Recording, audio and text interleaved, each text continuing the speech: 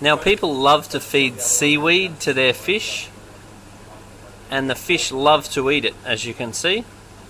It's a very healthy and natural food source for them, but it does contain a lot of waste like phosphates and nitrates. So I really encourage giving your fish a treat and just sticking the nori onto a veggie clip and having the fish come up and feed from it. But I do not encourage using it as a staple food because it's too messy. It just produces too much nitrate and phosphate in my tanks, so I'm not a huge fan of it. For fattening up fish and giving the fish a treat, I'm a big fan of it. And there is a lot of different qualities of nori. You can go to the Chinese shop, the Chinese grocery store, and pick some up. It'll do the job.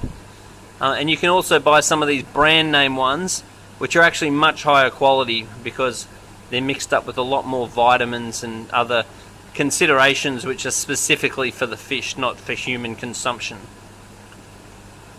Anyway, put a little note down the bottom about your experiences feeding nori to fish.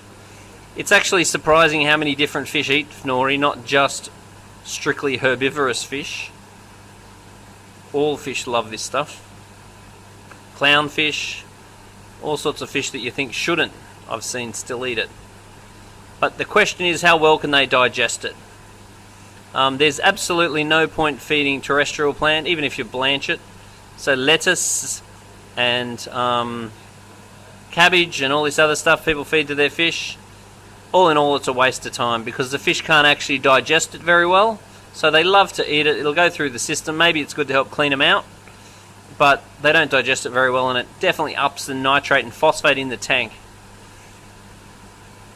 So as I make clear in every video that I make, I get the best results out of fish feeding them predominantly New Life Spectrum, just because I physically see the best results.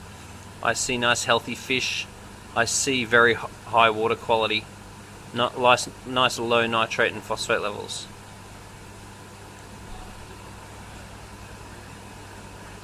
But there's no doubt that fish love a little bit of variety, and they're lapping this up.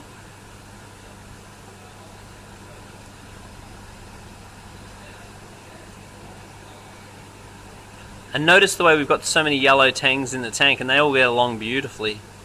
As these numbers thin out, they start to fight. So fighting is not a problem in these big numbers, but then as we end up with half a dozen, we tend to spread them out amongst our other tanks to stop them picking on each other.